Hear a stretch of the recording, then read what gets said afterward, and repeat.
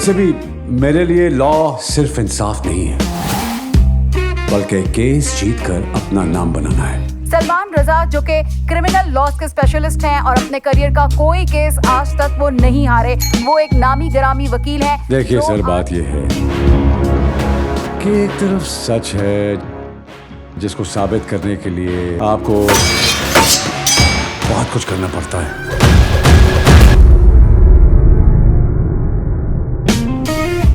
और एक तरफ झूठ है जिसको साबित करने के लिए आपको सिर्फ पैसा चाहिए।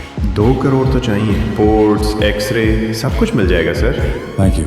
अदम सबूत मेडिकल रिकॉर्ड को मद्देनजर रखते हुए बाइज्जत बरी करती है।